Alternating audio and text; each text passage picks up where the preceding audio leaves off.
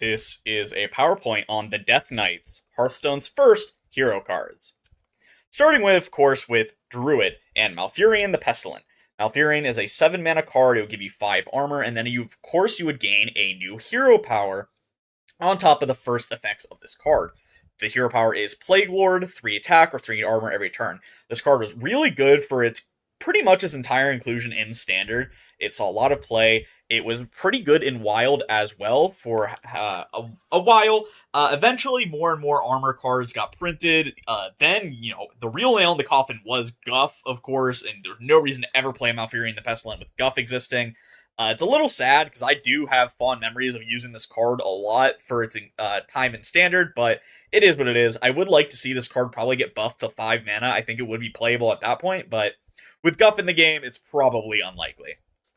Then, for Hunter, we have Deathstalker Rexxar. At one point, this was the best card in the entire game in Roscon's Rumble. It was so powerful. You actually could play 29 basic cards and Deathstalker Rexxar and win the game because it was so good. It won you the Control Warrior matchups because you would get things like Raptor Hatchling off of Build-A-Beast. It's a really good card. Don't play this card ever in Wild, though. It's not even fun because of the fact that it is all random generation in the pool for the Build-A-Beasts. And it's just genuinely terrible. Every time you press your hero power, you're actually just wasting 2 mana. It's never going to get you an even slightly decent beast. Then we have Frost Lich Jaina for Mage. This is probably one of the most popular cards ever.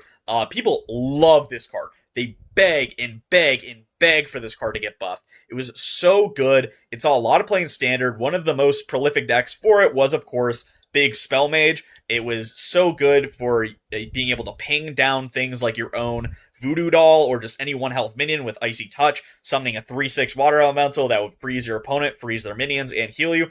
Very powerful value generation card. It was so fun to play with.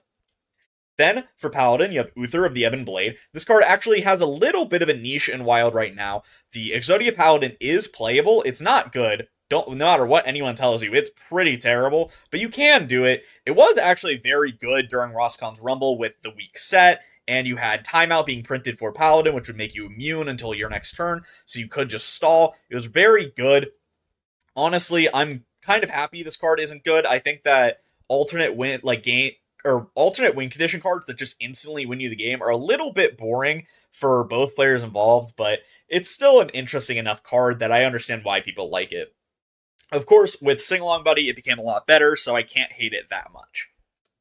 Then you have Priest with Shadowreaper Anduin. This card has been, up until this expansion, Whizbang's Workshop was one of the best legendaries in the entire game since it was released.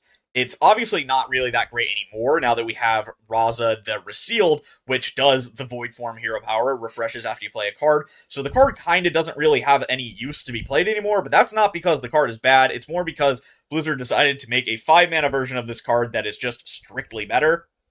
Of course, it kind of is only like that with the Dark Bishop Benedictus hero power of only running shadow spells, but you don't really care. It was so good, instantly great with Raza. The meme was R5, A8, Raza 5, Anduin 8, and that's how you won the game. It was so powerful, and you would run this in Big Priest for a long time, even though it destroyed your own minions, just because it's a good removal card. It was a good removal card for a long time. Destroying 5 or more attack minions was really powerful. Not that easy to do, actually. Then you have Rogue, with Valeera the Hollow. I'm just going to be 100% honest with you. I cannot fucking remember for my life if this card saw play in Standard. It might have, don't get me wrong, but I can't remember it. I'm not even going to lie. I remember a lot of things, especially going back to, the Year of the Kraken. A little bit before, I didn't really play around then, so I can't make a comment on it, but I know things about them.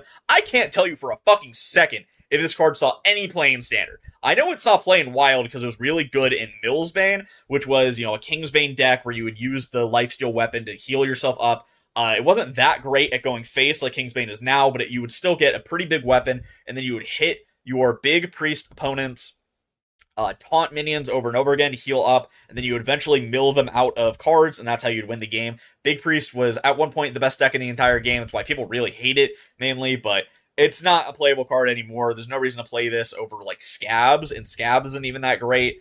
So yeah, Valeera the Hollow. Then for Shaman, you have Thrall, Deathseer. This card was pretty bad. It had some niche uses in like Evolved Shaman, but they weren't good. It was actually supposed to be a freeze card. That's why, it's in the set of all the freeze cards with Marabi, but didn't really come to that. They nerfed it apparently, or changed it because it was apparently too strong, which, I mean, if the hero powers just said freeze a target for 2 mana every turn, I can understand why that would be too good, but I'm not too sure what it would have been.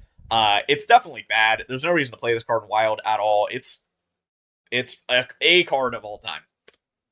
Then for Warlock, you have Bloodreaver Gul'dan, the big 10 mana hero card that has a huge effect of summoning all your friendly demons. You would get charge back with your, oh god, I can't remember what they're called. The 5 mana 5/7 charge, discard 2 cards. I can't remember what that card's called to save my life. You get that back. You get your Void Lords back. When that came out in Kobolds and Catacombs, you get your Mal'Ganis back in Wild, and this was such a good card in Cube Warlock. Saw a lot of play in Wild for a long time as well. Eventually, it became too slow to play anything like a Cube Warlock in Wild, so it fell off significantly, but a lot of people love this card. You would also play it in Even Warlock because you would have enough demons that it made sense to run. Mainly on top of the fact that you got Siphon Life, which is probably one of the best hero powers on this list.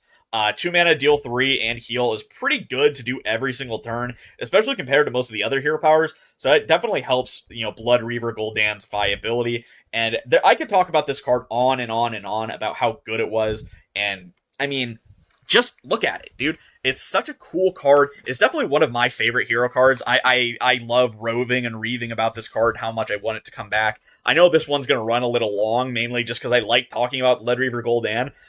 There is actually, my favorite memory of this card is there is a famous Tice clip where he is playing Even Warlock, and he hasn't drawn a single demon by turn 10. So he just plays Bloodreaver Gul'dan. He goes, 10 mana, do nothing, and Tice's accent. And it's one of my favorite Hearthstone clips of all time. I know I'm ranting about Bloodreaver Gul'dan, but I just love this card. I'm sorry, I'm going to go on to the next card. The main reason is I didn't want to talk about this next card.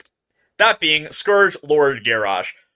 Oh boy, this is probably arguably the worst hero card ever made, which should say a lot. It's a terrible card. You get a 4/3 weapon for 8 mana, that's not great. You get a bad hero power, Blade Storm is pretty terrible. It's actually worse than Armor Up.